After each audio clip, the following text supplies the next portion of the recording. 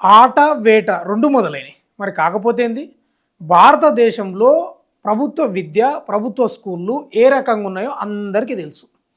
ప్రభుత్వ స్కూళ్ళు అంటేనే ఇక ఒక బ్రాండ్ అంబాసిడర్గా ఉంటాయి. తలుపులు ఊడిపోవడం, పెచ్చులు ఊడిపోవడం, బెంచీలు ఉండకపోవడం, బోర్డు సరిగా ఉండకపోవడం, డిజిటల్ విద్య ఉండకపోవడం, ఇవన్నీ సమస్యలు తెలుసు. ఇవన్నీ పాలించే పాలకులకు కూడా తెలుసు. కానీ శీత కన్ను పెట్టుకొని ఉంటారు వాళ్ళు. ఎందుకంటే బీసీ, ఎస్సీ, ఎస్టీ ప్రజలే కదా ఎక్కువ శాతం చదివేది.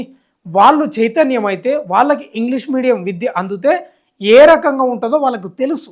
అందుకే దేశంలో రాష్ట్రాలలో ప్రభుత్వ స్కూళ్ళ చక్కదనం అస్సలు బాలేదు. ఎక్కడికక్కడ పెచ్చులు ఊడిపడతా ఉన్నాయి. కొన్ని స్కూళ్ళల్లో అయితే బయట చెట్ల కింద కూర్చొని చదివే పరిస్థితి, కోతుల బెడద, వర్షానికి ఇబ్బంది పడాల్సిన పరిస్థితి. అందుకే అభిజిత్ దీప్కి ఒక స్టాండ్ తీసుకోండి.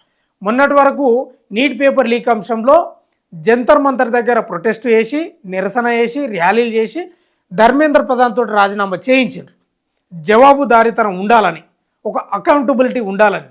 ఇప్పుడు నెక్స్ట్ ఏంది ప్రోగ్రామ్ అంటే ఈ రోజు నుంచి స్టార్ట్ చేసిండు.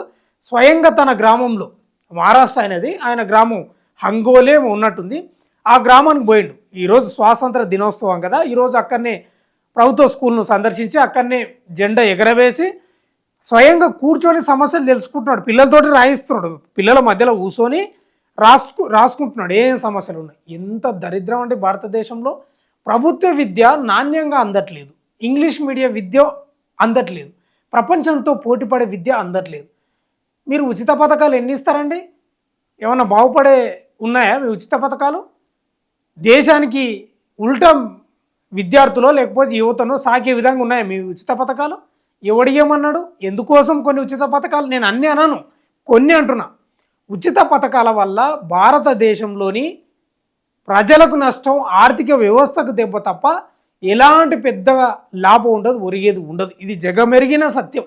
కాబట్టి విద్య ఇస్తే, విద్య మీద ఖర్చు చేస్తే అది పెట్టుబడి ఉత్తగపోదు, అది దేశ ఆర్థిక వ్యవస్థను కొత్త పుంతలు తొక్కిస్తుంది. అది అన్నీ తెలుసు, వీళ్ళకి తెలియదని కాదు.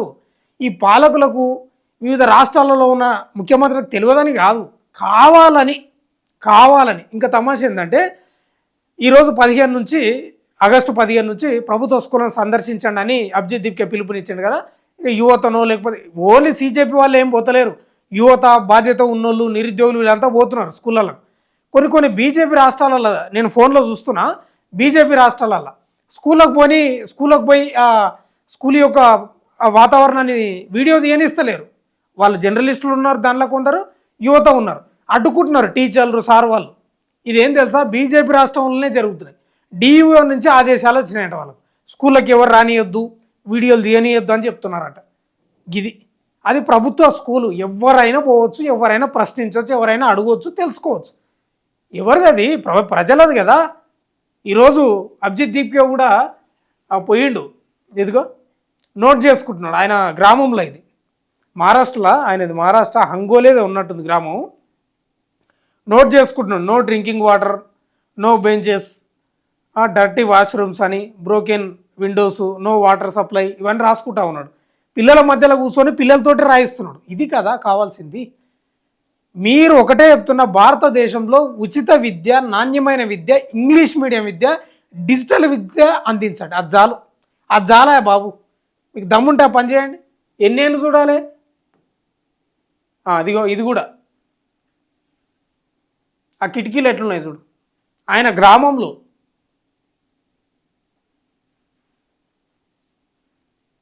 వేట కాదు, వేట మామూలుగా మొదలుపెట్టదు. అసలు దీని అంతు చూడాలి, ప్రభుత్వ స్కూల్లో అంతే చూడాలి. నిజంగా ఏం తమాషనా? మీరేమో డబ్బులు ఉంటాయి డబ్బులుగా, మీరేమో మంచి ప్రైవేటు కార్పొరేట్ స్కూళ్ళలో చదువుతారు. బీసీ, ఎస్సీ, ఎస్టీల పిల్లలు, అనగారిన బలహీన వర్గాల పిల్లలేమో గవర్నమెంట్లో చదివి మళ్ళీ ఏదో పని చేసుకోవాలన్నా? ఇంకెందుకు? ఫస్ట్ నుంచి ఒక పని చేయరాదు అంటే ఓ ఉత్తర్వు తీసుకురండి, ఓ ఆర్డినెన్స్ తీస్తారండి, మీరు చదివేది ఏం లేదు, ఏదో పని చేసుకోండి అని. తమాషాలు అయిపోయినా ఎవరి సొమ్ము ఎక్కడ పోతుంది? ఒకసారి ఆర్టికల్ కూడా చదువుదాం. స్కూల్ టీక్ కరో, ప్రభుత్వ పాఠశాలల పట్ల ప్రభుత్వాల నిర్లక్ష్యం, స్కూళ్ళకు ప్రాధాన్యం పెరగాలి. కాక్రోచ్ చీఫ్ అభిజిత్ దీప్కే చెప్తా ఉన్నాడు. ప్రభుత్వ పాఠశాలలకు ప్రజలు, రాజకీయ నాయకులు మరింత ప్రాధాన్యం ఇవ్వాలని cockroach party chief Abhijit Dipke కోరారు.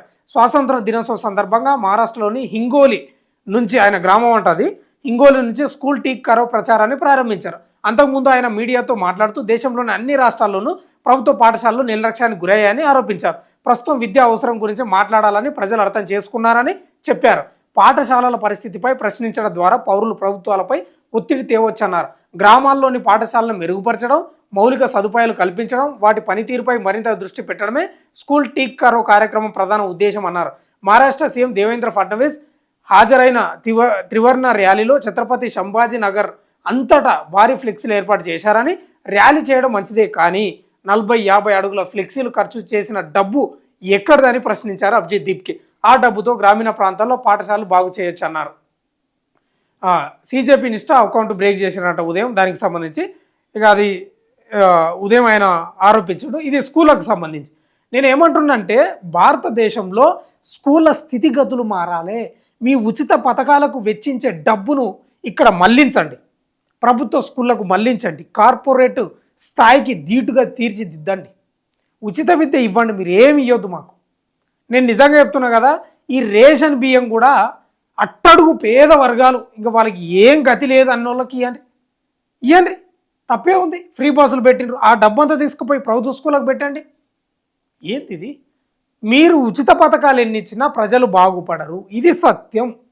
నైపుణ్యాలు రావు, రాష్ట్రం ముందుకోదు, దేశ పురోగతి మారదు, రాష్ట్ర పురోగతి మారదు, ఆర్థిక వ్యవస్థ బలోపేతం కాదు, ప్రజల నుంచి ఆదాయం ప్రభుత్వానికి రాదు, ఆర్థిక వ్యవస్థ కుప్పగూలుతుంది. 100% ఇది.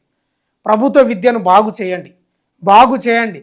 నేనేమంటున్నా అంటే సీజేపీ మొదలుపెట్టింది, దీనిలో సీజేపీ వాళ్ళు ఏం లేరు, అందరు ఉన్నారు, యువత అసలు బాధ్యతగా వాళ్ళు అంటారు. దీన్ని అంతు చూడాలి, ఏమన్నా కానీ అంతు చూడాలి. ఏం తమాషాలు ఇవి? భారతదేశంలో ఇవాళ ఇంగ్లీష్ మీడియం విద్యానికి వీళ్ళకైతే అసలు కడుపులో అయితే కసిపిసి అవుతుంది. ఈ రాదు ఏమవుతుంది? తెలుగు భాష ఎక్కడ పోదు, మన మాతృభాష మన దగ్గరనే ఉంటుంది, మన ఇంట్లోనే ఉంటాం, మనం 100% మాట్లాడుకుంటాం. కానీ ఇంగ్లీష్ మీడియంలో విద్య ఎందుకు ఇస్తలేరు? ప్రభుత్వ స్కూళ్ళల్లో నాణ్యమైన ఇంగ్లీష్ ఎందుకు ఇస్తారు? నాణ్యమైన విద్య ఇంగ్లీష్ ఎందుకు ఇస్తలేరు? మీ పప్పులు ఉడకవనే? 100% సీజేపీ తీసుకున్నటువంటి స్టాండ్పై దేశ యువత, ప్రజలు, జంజి, ఇంకెవరైనా కానీ బాధ్యతగా అందరూ 100% పోరాటం చేయాలి. కార్పొరేట్ స్థాయిలో స్కూళ్ళను తీర్చిదిద్దాలి. నల్గొండల కోమటిరెడ్డి వెంకటరెడ్డి స్కూల్గా మధ్యలో వార్తల్లో వచ్చింది, అడ్మిషన్లు మొత్తం ఫుల్. స్కూల్ చూస్తే కూడా కార్పొరేట్ స్థాయిలో ఉంది, గవర్నమెంట్ స్కూల్. ఎందుకు అన్ని చేయడానికి? ఏమవుతుంది మీకు? ఏమవుతుంది? డబ్బంతా ఎక్కడ పోతుంది? ఎక్కడ మెక్కుతున్నారు? గుట్టలను తోలుస్తారు, పుట్టలను తోలుస్తారు, చెట్లను నరుకుతారు, భూగర్భ మొత్తం భూమిని అంతా దోస్తారు. ఎక్కడ పోతున్నాయి డబ్బంతా? సిగ్గుపడాలి. 100% ఈ కాక్రోచ్ జనతా పార్టీ తీసుకున్నటువంటి ఈ స్టాండ్ ఏదైతే ఉందో అందరు దీనిపై స్పందించాలి. ప్రభుత్వ స్కూల్ బాగుపడే వరకు దాని అంతేందో చూడాలి. చూస్తూనే ఉండండి మన తొలి వెలుగు.